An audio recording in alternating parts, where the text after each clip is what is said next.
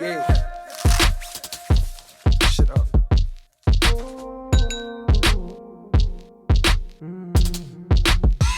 Yeah. 16-hour days, I just landed in Oakland. Coyote Hills and Raph Simmons out in the open. Coke and rum with Kayla and Brittany, nothing's hopeless. But access is restricted based on who you be knowing. I was dreaming of Gucci back. Il était temps. Il était temps parce que quand on regarde l'état de notre société sur cet aspect-là, eh bien, si nous ne sommes pas capables, et là je ne parle pas que des ondes sociaux, mais de l'ensemble de l'éducation populaire, allez, je vais dire dans la décennie qui vient ou dans les 2 décennies qui viennent, à faire de cette question un des enjeux stratégiques de notre action, nous aurons du clivage incontournable dans nos quartiers populaires. Nous remarquerons que certains centres sociaux ne sont composés que de personnes issues de l'immigration, et que d'autres n'ont aucune personne issue de l'immigration parce qu'elles doivent fuir les centres sociaux. Nous sommes dans une période dans laquelle les discriminations créent objectivement un clivage au sein des milieux populaires et au sein des quartiers populaires. Et ça, c'est une conséquence. La cause, c'est les discriminations. Or, un des dangers, c'est de percevoir la cause comme étant une conséquence et la conséquence comme étant une cause. Et c'est dire la responsabilité de tous ceux qui viennent de cet héritage, qui consistait à vouloir promouvoir, donner la parole et le pouvoir aux milieux populaires, aux habitants, aux usagers, etc. Mais avant tout cela, je voudrais d'abord peut-être me présenter un peu plus en quelques mots. Parce que c'est une habitude qu'on oublie qu'on a malheureusement tendance à oublier. Jusqu'aux années 70, on avait l'habitude de se présenter en disant d'où je parle. C'est une question centrale. Je pense qu'il faut que vous exigiez à l'avenir de vos intervenants, de vos consultants, de vos chercheurs, qu'ils précisent d'où ils parlent. Je parle d'un triple lieu. Un premier lieu qui est le lieu de la recherche. Un certain nombre d'entre vous connaissent mes travaux. Pour ceux qui voudraient approfondir, j'ai amené quelques ouvrages, achetez-les, ça me rapporte, ça permet de me mettre un peu de beurre dans les épinards, donc n'hésitez pas tout à l'heure à les acheter. Donc je parle du lieu de la recherche, du lieu de la réflexion. Je parle d'un second lieu qui est un lieu de l'engagement associatif. Je suis militant associatif, engagé en centre d'association, et je pense que c'est essentiel aujourd'hui que des gens qui font de la recherche soient également des gens engagés, et que les gens qui sont engagés associativement aient des espaces où ils théorisent leurs pratiques, où ils réfléchissent, où ils font eux-mêmes de la recherche. Et puis troisièmement, je parle d'un troisième lieu qui est ce compagnonnage, j'ai cherché longtemps le mot, mais je pense que c'est le bon mot, que je mène avec Francis Gauthier et la Fédération du Nord, compagnonnage depuis maintenant 5 ans, autour de ce travail de longue haleine sur la question de la discrimination. Donc je m'estime un compagnon de la Fédé dans le Nord. L'autre lieu duquel je parle, c'est le lieu de mon histoire. J'ai grandi à Roubaix, ville ouvrière par excellence. Ville ouvrière d'abord les phénomènes de restructuration industrielle que nous connaissons depuis 3 décennies. Ville ouvrière dans lesquelles les centres sociaux étaient fortement implantés, mais également les MJC, mais également les partis politiques de gauche, mais également un certain nombre de solidarités protestantes. Il y avait les associations de l'ACO, l'Association catholique ouvrière, etc. Bref, ce qu'étaient les milieux populaires jusque dans les années 70. Un espace dans lequel un enfant ou un jeune de milieu populaire qui était dans le processus de devenir adulte pouvait rencontrer une multitude d'espaces dans lesquels se former, dans lesquels expérimenter, dans lesquels faire par l'action la construction de sa citoyenneté. Et puis j'ai connu ces restructurations industrielles, et je les ai connues au moment où moi, j'étais en ascension sociale, au moment où j'étais dans la reconnaissance universitaire, au moment où les diplômes s'accumulaient, puis après, les félicitations sur mes travaux, mes ouvrages, etc. J'ai vu donc décliner mon milieu social au moment où moi j'étais en ascension sociale. Et je pense que c'est important de l'avoir en tête parce que on ne peut pas comprendre ce qui se passe dans les milieux populaires aujourd'hui si on ne prend pas en compte ce qui s'est déconstruit. Qu'est-ce qui s'est désaffilié depuis 20 ans, 30 ans dans nos quartiers? Et donc, naturellement, mes travaux ne sont pas orientés, c'est pour vous dire le mythe de l'objectivité. Si demain vous invitez un consultant qui vous dit « moi je suis objectif sur les discriminations », vous sentez votre revolver et vous tirez dessus. C'est un menteur. J'ai pas été faire de recherche sur la culture des bananes en Côte d'Ivoire. Ça ne m'intéressait pas. Spontanément, j'ai été travailler sur quoi? Les milieux populaires. C'était quoi les milieux populaires aujourd'hui? C'était quoi la vie d'une famille ouvrière quand le père est au chômage? C'est quoi la vie d'un quartier dans lequel on a 40% de chômeurs chez les parents, en particulier chez les pères, et quand ça s'étale sur 2 générations? Ça déconstruit quoi dans le rapport parent-enfant? Ça déstructure quoi dans le rapport entre frères et sœurs? Ça structure quoi en termes de violence dans les quartiers? Ça a été mes premiers travaux. En travaillant là-dessus, je me suis rendu compte que dans ces milieux populaires, une catégorie particulière était affectée par tout ce qui était en transformation aujourd'hui, qui était la jeunesse.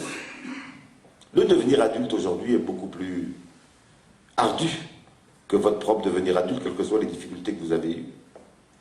Bien sûr, les générations antérieures ont pu souffrir de faim, souffrir de ne pas avoir de Nike, de ne pas avoir de... etc. Autre chose est de grandir quand on ne peut même pas se projeter. Quand l'avenir est avec un point d'interrogation. Le drame des nouvelles générations dans les milieux populaires, c'est cette dimension-là. Et en travaillant sur cette jeunesse des milieux populaires, donc toute origine confondue, eh bien, je me suis aperçu qu'il y avait une partie de cette jeunesse qui était dans une difficulté encore plus particulière, qui étaient les jeunes issus de l'immigration postcoloniale, en gros les Arabes et les Noirs, qui étaient français de nationalité, mais qui, dans leur trajectoire, avaient des rappels d'une étrangéité qui n'était pas la leur. Ils n'étaient pas étrangers, mais on leur rappelait cette dimension-là. Et c'est ce qui m'a amené à travailler sur la discrimination. Vous voyez, il n'y a pas de secret. Hein. Ce sont nos trajectoires qui parlent. Si vous pensez que vous êtes engagé de manière neutre ou objective, non, ce sont vos trajectoires qui parlent. Et pour les chercheurs, c'est exactement la même chose. Ça n'est pas un hasard que certains soient libéraux ou d'autres plus développant des théories autour de l'égalité. C'est pas un hasard, c'est les trajectoires qui parlent. Et c'est ma trajectoire qui parle. Donc je ne suis pas objectif. Je suis dans une subjectivité que j'assume et que j'essaye d'objectiver. Alors, ce premier aspect étant posé, et si on regardait ce qui bouge dans nos quartiers, bien sûr, si vous avez un centre social en pleine ruralité, ce n'est pas les mêmes questions. Je vous parle des centres sociaux qui sont implantés dans des endroits dans lesquels les milieux populaires autour de la culture ouvrière, historiquement, étaient présents. Après, il faut adapter ce que je vais dire à chaque réalité locale, bien entendu. Qu'est-ce qui s'est passé dans les milieux populaires? 3 grands processus. Ce qui m'amène à la conclusion que toutes les associations d'éducation populaire ont 2 enjeux dans les années qui vont venir. 2 enjeux essentiels, stratégiques. La capacité à laisser une place réelle aux familles des affiliés, c'est-à-dire à toutes ces familles ouvrières, déstructurées, en crise, de désocialisation, etc. Quelle place on va leur laisser? Et pas une place en termes de... pas une place bidon, c'est pas une place pour les avoir en disant les uns dans un tel des places en termes de prise de parole, capacité des espaces pour qu'ils puissent reprendre la parole et se reconstruire, etc. Et deuxièmement, la question des discriminations. Pour moi, c'est 2 enjeux centraux, sans lesquels, eh bien, nous allons passer à côté d'un certain nombre d'enjeux dans nos quartiers. 3 processus essentiels dans les quartiers populaires. Un processus de paupérisation massive. Il faut qu'on arrête de raisonner en termes de moyenne. Les 10% de chômage, c'est vraiment un piège que de réfléchir en termes de moyenne. Regardons les réalités de chacun de nos quartiers. Dans les quartiers populaires, ceux qui ont explosé en novembre 2005, j'y reviendrai, c'est du 40% de chômage. C'est pas du 10%. Et on se laisse piéger avec les débats nationaux autour de la montée ou de la baisse du taux de chômage. Il faut qu'on puisse partir de cette réalité. Et c'est pas rien du 30% de chômage dans un quartier. On ne peut pas analyser pourquoi un public vient, ne vient pas, s'inscrit, ne s'inscrit pas, est dynamique, n'est pas dynamique si on ne prend pas en compte cette dimension-là. Donc un processus de paupérisation massive. Secondo, un processus de précarisation, qui n'est pas la même chose. Même ceux qui ont un emploi sont dans des difficultés de projeter. Et les débats sur la crise de l'engagement, la crise de la citoyenneté, on aurait moins de militants. Les gens n'ont pas un gène de militantisme qui aurait disparu. Ça renvoie à une difficulté plus grande dans la quotidienneté. Donc ça n'est pas des gens... Les nouvelles générations ne sont pas plus idiotes et pas moins intéressées par la chose publique que les anciennes, simplement. Ben oui, cette précarité rend difficile cet engagement. Et donc nous avons à trouver de nouvelles formes qui nous permettent de prendre en compte cette dimension-là.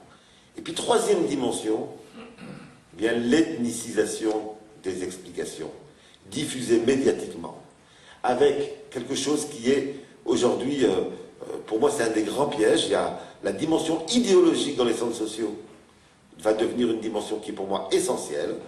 Je disais que tout à l'heure à quelques-uns que j'ai dit ouf quand j'ai vu votre déclaration sur l'identité nationale. Je me disais, enfin, pourquoi?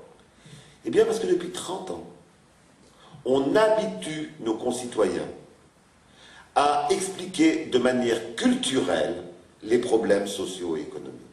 Je voudrais juste vous prendre un exemple pour vous, hein, et dans le débat on pourra y revenir, mais s'il y a des désaccords, mais un exemple, novembre 2005, qu'a-t-on entendu? 400 quartiers populaires qui explosent pendant 21 jours. Pas pendant un jour, pendant 21 jours, dans 400 lieux. Il faut remonter à mai 68 pour voir cela. Voire même, avant mai 68, à la Commune de Paris, pour voir des choses aussi, de manière aussi massive. On a expliqué ça comment? La polygamie. 8000 familles polygames. Qui expliquerait, ils sont malaises, hein. Si 8000 familles peuvent faire exploser 400 quartiers pendant 21 jours, on a expliqué ça par la crise de la parentalité. Autrement dit, à chaque fois, on renvoie des explications de type culturel à des dimensions économiques et sociales. Et bien ça se diffuse, ça s'imprègne dans nos quartiers. Et on finit par interpréter des réactions de révolte qu'on peut condamner. Moi, je ne suis pas pour que les jeunes volent des voitures ou cassent des voitures, ou aient tel comportement, mais on finit par interpréter culturellement des éléments qui ne sont des résultats de processus économiques et sociaux. Regardez comment le débat sur le foulard prend une place aussi importante dans la société française. Le débat sur la burqa, 300 jeunes filles qui portent la burqa devient un enjeu national.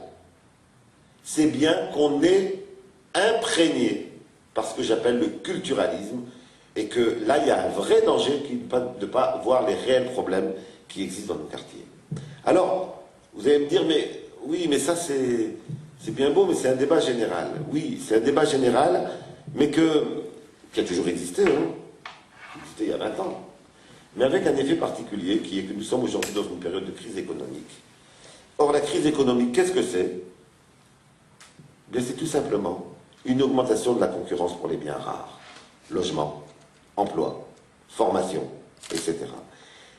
Et nous savons qu'à chaque fois qu'il y a une crise économique, nous savons qui la paye. Les restructurations des années 70, on peut aujourd'hui statistiquement le montrer, ont été payées par les femmes, qui ont payé plus que les hommes, par les jeunes de 16 à 25 ans qui ont payé plus que ceux qui avaient plus de 25 ans, et par les personnes issues de l'immigration qui ont payé plus que les autres. Autrement dit, les personnes qui ont le statut social le moins favorable à l'entrée de la crise l'ont encore plus défavorable à la sortie de la crise. À partir du moment où il y a concurrence qui augmente, les discriminations augmentent. Donc les discriminations ne sont pas simplement quelque chose qu'on hérite du passé et qui disparaîtra avec le temps. Malheureusement, c'est pas ça. C'est quelque chose qui s'exacerbe, je vous donnerai quelques chiffres tout à l'heure, pour vous montrer en quoi il faut qu'on s'interroge sur notre cécité, sur le fait que ce débat-là n'ait pas eu lieu il y a 10 ans et qu'il ait lieu aujourd'hui. Pourquoi il n'a pas eu lieu il y a 15 ans et qu'il ait lieu aujourd'hui? Je vous rappelle la marche de 83, marche pour l'égalité.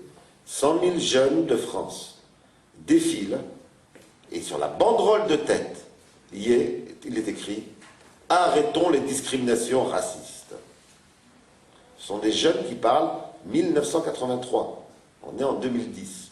Donc la question qu'il faut qu'on se pose, c'est pourquoi avons-nous, alors je vous donnerai quelques explications, je vous rassure, c'est pas parce que vous êtes mauvais, c'est pas parce que vous êtes des traîtres, c'est pas parce que vous êtes des méchants, c'est beaucoup plus complexe que cela, mais il est temps de se poser un certain nombre de vraies questions. Alors, qu'est-ce que c'est que la discrimination? Et après j'en viendrai à la question qui m'était posée sur les centres sociaux, est-ce que j'ai eu la chance d'en accompagner un certain nombre, où on en est là-dessus. Qu'est-ce que c'est que la discrimination? Je voudrais, pour justement les relier à l'héritage de l'éducation populaire et à l'héritage des centres sociaux, les définir de deux manières.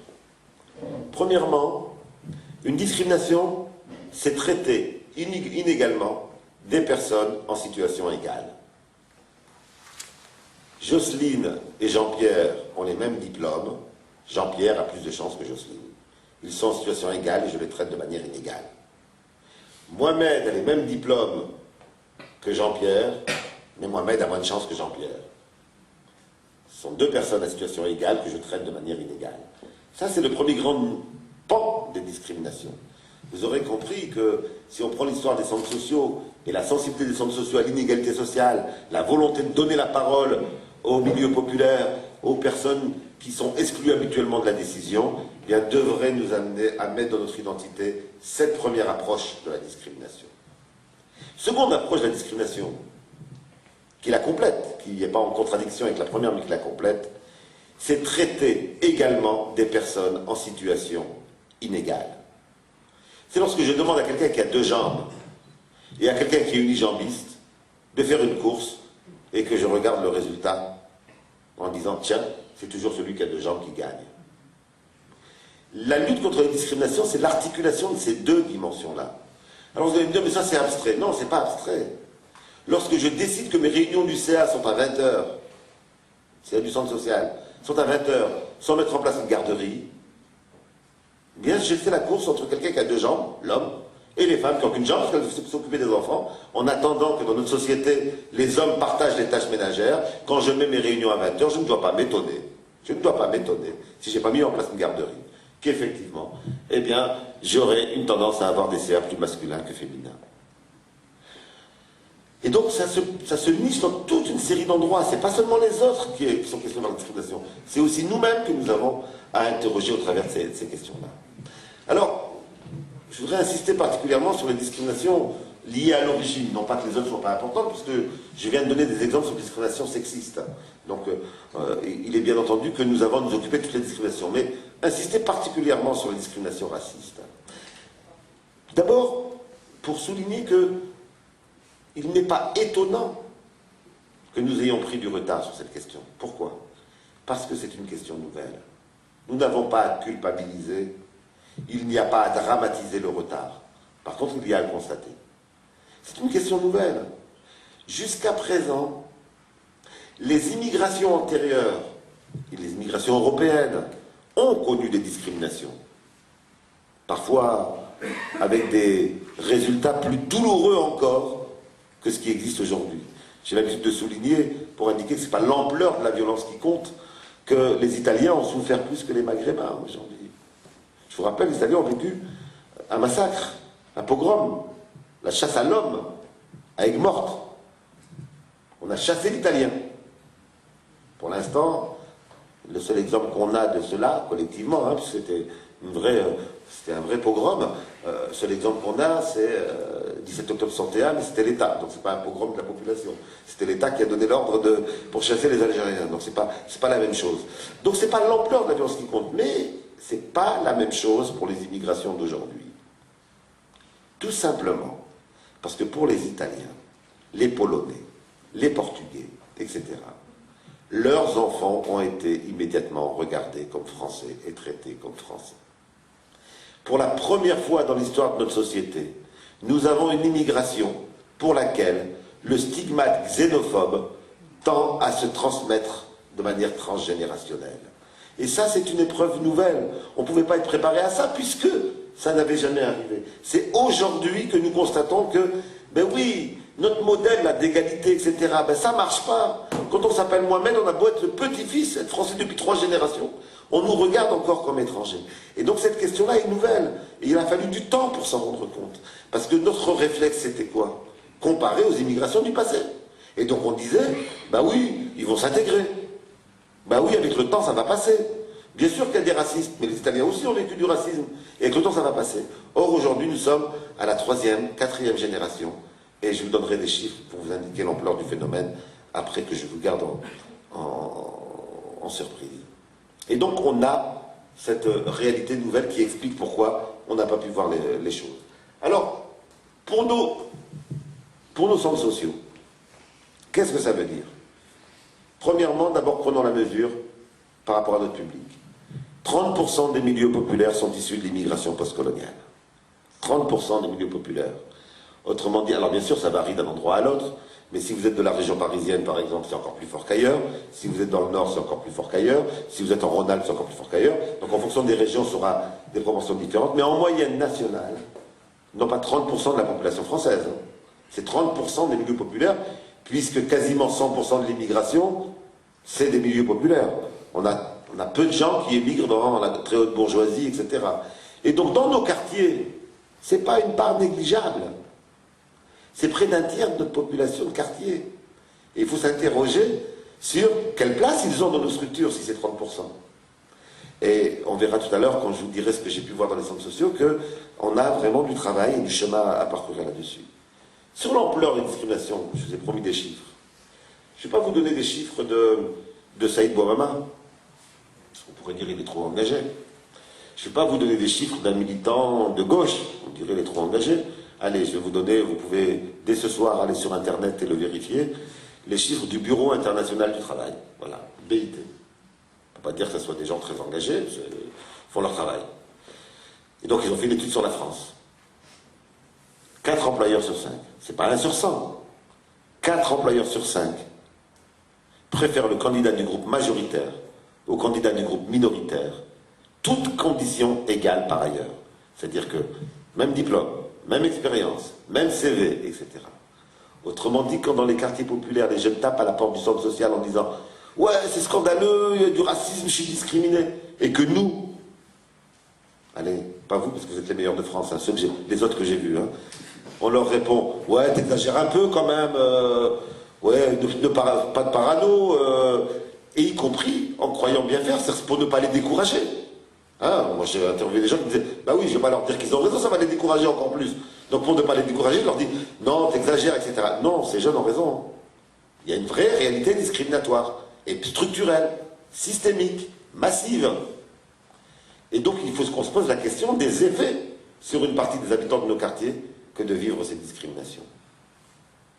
C'est d'autant plus vrai que pour ces jeunes, vivre, donc je vais faire la distinction entre ces jeunes et leurs parents, vivre les discriminations, c'est beaucoup plus destructeur que pour leurs parents. Parce que pour leurs parents, il y avait une protection psychologique. Quand ils vivaient une discrimination, ils se disaient « de toute façon, je ne suis pas chez moi ». Pour ces jeunes, la discrimination, c'est le constat d'une illégitimité de présence chez soi. Imaginez que vous rentriez chez vous ce soir et qu'en ouvrant la porte, quelqu'un vous dit « tu n'as pas le droit d'être ici ». C'est exactement ça qui est vécu. Et donc psychologiquement, c'est beaucoup plus destructeur pour ces jeunes. Et ça explique un certain nombre de réactions. Ça explique un certain nombre de comportements de ces jeunes. Que ce soit en termes de survisibilité, moi je pense qu'on ne peut pas comprendre pourquoi des jeunes filles ont commencé à porter le foulard alors que leur mère ne portait pas, si on n'a pas en tête ce processus-là et cette massivité, cette ampleur-là. Je crois qu'on ne peut pas comprendre pourquoi il y a 400 quartiers qui explosent de cette manière-là si on ne prend pas en compte ces 4 employeurs sur 5. Je n'ai parlé que de l'emploi, il faudrait parler du logement, il faudrait parler, etc. C'est une réalité massive. Et donc, nous, centres sociaux, vous voyez, je me mets dedans, une structure d'éducation populaire implantée dans un quartier, peut-elle, bien sûr qu'elle ne peut pas résoudre cette question, mais peut-elle ne pas être imprégnée de cette question-là? Peut-elle ne pas faire écho en termes de débat, de prise de position, d'interrogation sur ces questions-là? Oui, elle le peut, mais il faut s'interroger sur les conséquences, sur la distance sociale qui progressivement va se constituer, sur le clivage qui au sein des quartiers risque de se produire si nous ne sommes pas capables d'en faire un axe stratégique. Alors quand je dis stratégique, ça ne veut pas dire qu'on fera tout, mais dans lequel les habitants du quartier se rendent compte que le centre social a fait ce qu'il pouvait faire sur cette question, a fait ce qui était du domaine de son ressort, en termes d'espace de débat, en termes d'affichage, en termes de préoccupation, en termes d'interpellation, etc. Alors, c'est d'autant plus vrai qu'il n'y a pas des dizaines d'acteurs qui sont légitimes pour faire cela. Les centres sociaux disposent d'une légitimité essentielle, que n'ont pas forcément d'autres acteurs, qui est d'être une structure de proximité. D'être une structure de proximité, c'est-à-dire que si l'espace, alors ça ne veut pas dire qu'il ne faut pas prendre de précautions, tout ça on pourra en discuter, mais si l'espace est ouvert, les gens viennent parler. Si vous ouvrez l'espace du centre social sur cette question-là, justement, d'ailleurs, il faut cadrer, parce que sinon, il y a trop de... Sinon, ça part dans tous les sens, mais les gens viennent parler. Tous ceux qui ont joué le jeu, hein, chaque fois que j'ai pu expérimenter, des gens qui me disaient, mais oui, non, mais nous, les jeunes, ils ne nous parlent pas de ça. Les parents ne nous parlent pas de ça, des discriminations. Bon, on fait un débat. Ben, c'était plein. On met une affiche. Il y a des demandes qui commencent à arriver. C'est-à-dire que la question qui nous est posée, c'est bien, avons-nous envie, politiquement, d'ouvrir nos centres sociaux à cette question-là? Parce que du côté du public, si c'est ouvert, eh bien vous verrez, il y a de l'attente et il y a un certain nombre de choses qui peuvent venir. Donc la dimension de proximité des centres sociaux crée une légitimité qui permet d'en faire, pour moi, des acteurs qui peuvent être centraux dans la lutte contre la discrimination. Alors, où en est-on dans les centres sociaux? Alors, là aussi, quelques mots de précision sur, je regarde l'heure pour laisser du temps au débat, sur d'où je parle. Hein. Je parle donc d'une longue expérience avec les centres sociaux du Nord-Pas-de-Calais, 4-5 ans. Je parle d'un compagnonnage plus léger avec le Val d'Oise, d'un travail qui est commencé avec la Gironde, et puis après des demandes ponctuelles de centres sociaux dans toute la France, et également Bouches-du-Rhône.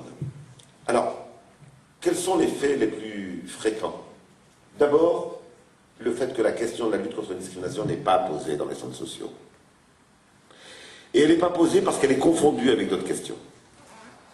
Elle est confondue avec d'autres questions, ce qui fait qu'on a l'impression d'agir contre les discriminations. On a l'impression que cette question-là est posée. Mais en fait, on la confond avec toute une série d'autres questions. Alors, je voudrais juste en citer quelques-unes. D'abord, la question de l'intégration. Un certain nombre de centres sociaux développe un discours sur l'intégration des immigrés ou des populations issues de l'immigration, avec des actions d'alphabétisation, etc. Moi, très franchement, au plus je travaille, au moins je sais ce que veut dire le mot intégration. J'aime à rappeler que quand on a commencé à travailler avec la Fédération du Nord, on a trouvé dans les tiroirs un document élaboré sur les centres sociaux et l'intégration. Et quand j'ai lu ce document, je me suis arraché les cheveux. Parce que l'intégration, ça veut dire quoi? Ça veut dire que la question qui nous est posée, les difficultés rencontrées par les personnes issues de l'immigration, sont liées aux personnes. C'est parce qu'il leur manque quelque chose. C'est parce qu'elles n'ont pas encore appris assez, et donc on va les aider à apprendre. On va leur apprendre les codes sociaux. Alors ça ne veut pas dire qu'il ne faut pas en faire du tout. Hein. Pour quelqu'un qui arrive de Guinée et qui descend de l'avion, oui, il y a besoin de faire ce type de travail. Mais lorsque le mot intégration est utilisé même pour des jeunes français issus de l'immigration, lorsqu'on continue à parler de l'intégration des immigrés en parlant de jeunes français, il faut qu'on s'interroge sur ce qu'il y a derrière. En fait, le terme intégration nous conduit à des actions d'adaptation des personnes et non pas d'interrogation des inégalités. C'est parce qu'il y a quelque chose qui leur manque et on va leur apporter, c'est ça l'intégration.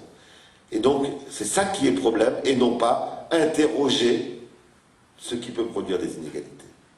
Un jeune que j'interviewais me disait, pour vous souligner à quoi ça mène, hein, de manière très concrète, que j'interviewais, je la cite souvent parce qu'il y a du savoir dans nos quartiers, hein, il y a du savoir dans les milieux populaires. On a intérêt à écouter ce qu'ils nous disent en termes de mots. Hein. Je peux vous en citer toute une série tout à l'heure dans le débat de phrases qui viennent des premiers concernés. Hein.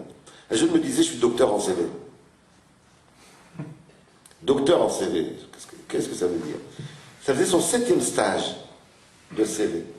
À chaque fois qu'elle était partie quelque part pour dire c'est scandaleux, il y a de la discrimination et il faudrait qu'on fasse quelque chose, on lui a dit non, non, c'est pas de la discrimination, t'es sûr que tu te présentes suffisamment bien, est-ce que tu sais te vendre? On va te proposer un stage de CV.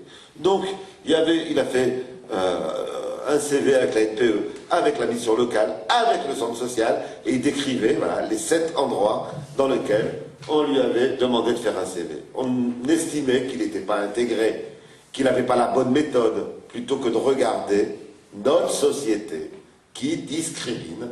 C'est-à-dire qu'il a beau avoir un excellent CV, ça ne veut pas dire que ça ira mieux.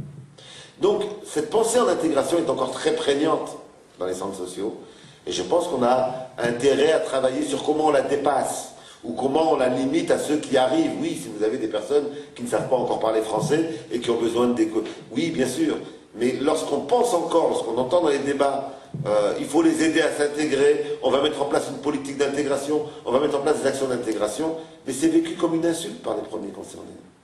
C'est vécu comme une insulte. Comment voulez-vous que quelqu'un qui est en France depuis 40 ans, et on va dire oui, le centre social aide à l'intégration, comment voulez-vous que ça soit entendu? Comme ils vous aiment bien, ils ne vous disent rien. Certains vont vous le dire, mais ce sera plutôt les enfants qui vous le diront. Vous nous embêtez avec votre discours. Mais les parents ne diront rien, ils n'en pensent pas moins. Hein. Moi, je peux vous dire que ce mot intégration est un mot qui est vraiment perçu comme une insulte. Et pourtant, interrogeons-nous sur comment on l'utilise encore. Seconde dimension, seconde confusion. Dans le diagnostic qu'on a fait pour le Nord, près de 80% des centres sociaux qu'on a investigués disaient qu'ils luttaient contre les discriminations. On leur a demandé des exemples d'action. Les exemples d'action, ben, c'était quoi? Toutes les actions interculturelles. On fait un repas de quartier où tout le monde apporte en auberge espagnole, etc. On fait des rencontres interculturelles, etc. C'est très bien, il faut continuer, c'est absolument nécessaire de faire ça. Mais ce n'est pas la lutte contre la discrimination, ça. Et pourtant, les personnes étaient persuadées qu'en faisant ça, elles luttaient contre la discrimination. Un des pièges sur un objet difficile, c'est quand on croit qu'on fait déjà quelque chose alors qu'on ne fait rien. Parce que quand on croit qu'on fait quelque chose, on ne cherche plus ailleurs, on n'expérimente plus, puisqu'on a l'impression de déjà faire. Je voudrais juste souligner là-dessus ce que me disait une mère de famille marocaine que j'interviewais. Elle me disait, mais quand même, c'est bien les repas de quartier, là. Elle me dit, oui, c'est très très bien. C'est très très bien. Et donc je dis, donc, ça fait avancer pour l'égalité. Elle me dit, non, non, non. Et c'est elle qui m'a... Quelques-uns d'entre vous m'ont déjà entendu le dire, parce que c'est elle qui me l'a appris. On me disait, mais attends, moi je connais des gens du Front National, c'est les meilleurs, ils parlent super l'arabe, ils parlent super le berbère, ils savent super bien faire le couscous. Ils connaissent très bien notre culture. Ils disaient, les meilleurs qui connaissent notre culture en France, c'est le Front National. Ça n'empêche pas que le rapport avec les gens du Front National ne sont pas des rapports égalitaires. L'interculturalité ne crée pas l'égalité. L'interculturalité, c'est une nécessité pour le lien social, donc il faut continuer à faire cela. Mais on peut très bien connaître la culture de l'autre et le discriminer. Et à l'inverse, on n'est pas obligé de connaître la culture de l'autre pour ne pas le discriminer. Heureusement, sinon vous devriez connaître toutes les cultures du monde, parce que là, actuellement les migrations sont en train de se mondialiser. Hein. Vous avez dû remarquer dans vos quartiers comment ça arrivait des gens qui n'arrivaient pas dans le passé. Si vous deviez connaître toutes les cultures pour ne pas discriminer, vous seriez mal barré.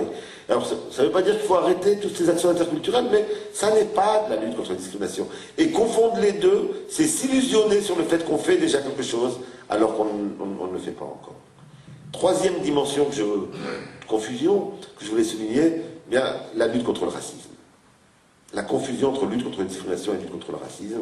Là aussi, hein, dans le diagnostic qu'on a fait pour le Nord-Pas-de-Calais, une des choses qui ressortait, c'était oui, oui, nous on a des actions antiracistes, on a des actions pour la tolérance. Je vous rassure, enfin non, je vous rassure pas, excusez-moi. Le jour où les discriminations seront que le fait de racistes avérés, on pourra s'en foutre. On pourra rentrer se coucher tranquillement. La dimension du racisme, ça interroge les discriminations directes, les discriminations volontaires, non cachées. Lorsqu'un employeur dit « je ne veux pas d'un noir parce que j'aime pas les noirs », voilà. Quand un employeur dit ça, c'est de la discrimination directe, c'est du racisme ouvert. C'est de l'idéologie qui est assumée et passée en acte. Ce ne sont pas les discriminations les plus nombreuses, elles sont extrêmement minoritaires.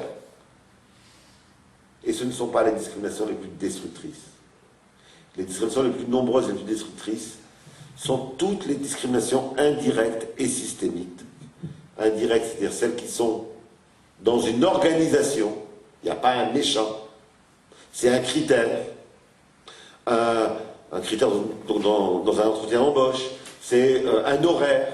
C'est qui vont amener à défavoriser les uns par rapport aux autres. Alors on pourrait donner plein d'exemples de discrimination directe, mais c'est celles-là qui sont les plus nombreuses. Un exemple que je donne souvent, qui est cette école de journalisme, je ne vous dirai pas où, parce qu'ils m'ont demandé l'anonymat, cette école de journalisme qui me demandait, mais ça va vite se savoir en fait, hein, parce qu'il suffira de regarder le nombre de journalistes issus de l'immigration qui en sortent, et vous allez voir, parce qu'on a réussi à transformer les choses très rapidement. Qui sont venus, le directeur de cette école vient de mes conférences et me dit « Monsieur Bohama, est-ce que vous êtes prêt à mettre vos mains dans le cambouis, parce que c'est bien beau vos discours, mais nous on ne sait plus quoi faire après ça. » Je dis « Écoutez, je veux bien venir voir. » En disant parce que nous, ça fait longtemps, notre école, on est antiraciste, on l'a affiché, etc. Mais, bah oui, ils n'y arrivent pas. Donc je demande à observer l'ensemble des épreuves. Et effectivement, dans l'ensemble des épreuves, il y avait un certain nombre de questions. Il y avait exactement 18 questions qu'on a repérées, qui éliminaient les gens de milieu populaire et qui éliminaient les personnes issues de l'immigration. Ce qu'on a fait, c'est pas qu'on a estimé qu'il fallait galvauder la formation. J'ai juste demandé à ce que ces connaissances-là ne soient pas des connaissances prérequises, mais des connaissances a posteriori pour le diplôme. Par exemple, il y avait une question systématique sur la période bleue de Picasso. Ça ne s'apprend pas à l'école. Ça s'apprend dans la famille. Et donc les milieux populaires étaient éliminés. Quand aux gens issus de l'immigration, vous imaginez, la période bleue de Picasso, ils étaient éliminés.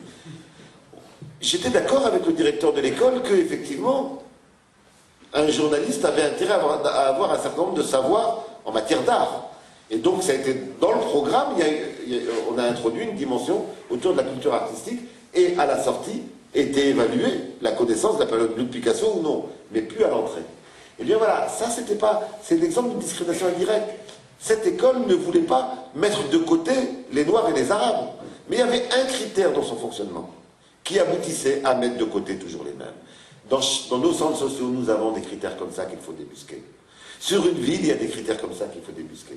Je dis tout cela pour dire que c'est pas seulement les autres les discriminations, hein. C'est aussi nous. On a regardé comment on fonctionne et on va repérer qu'il y a des discriminations involontaires. Des discriminations qui sont des héritages, qui sont des modes de fonctionnement qui étaient pertinents dans le passé, qui ne sont plus aujourd'hui. Et c'est d'abord en travaillant sur nous qu'on sera légitime pour aller après interpeller un territoire, interpeller une municipalité, un quartier sur des choses que les publics seront venus vous dire.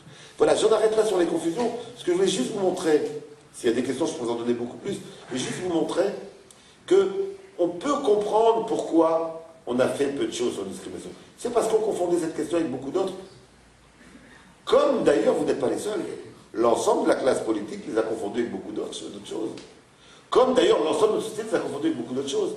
On espérait tous, dans nos sociétés, que ça allait se passer comme pour les Portugais, les Espagnols, etc. Tout le monde a sous-estimé l'héritage colonial. Tout le monde a sous-estimé que dans le rapport à ces populations, oui, il y a des cicatrices qui n'étaient pas refermées et que ça allait ressortir et que ça allait encore jouer aujourd'hui. Quelle est la position de lucidité maintenant avec du recul qu'on le repère? Eh bien, je crois que ça doit être de se dire, ok, on peut comprendre notre retard, mais il est hors de question d'en prendre de nouveau. Alors je terminerai là-dessus en disant que l'enjeu pour moi, et pour vous laisser, pour qu'on puisse échanger, l'enjeu pour moi, il est d'essayer de projeter à long terme. Que se passera-t-il dans notre société s'il n'y a pas un certain nombre d'acteurs qui se positionnent, s'engagent et mettent en place des actions de lutte contre la discrimination?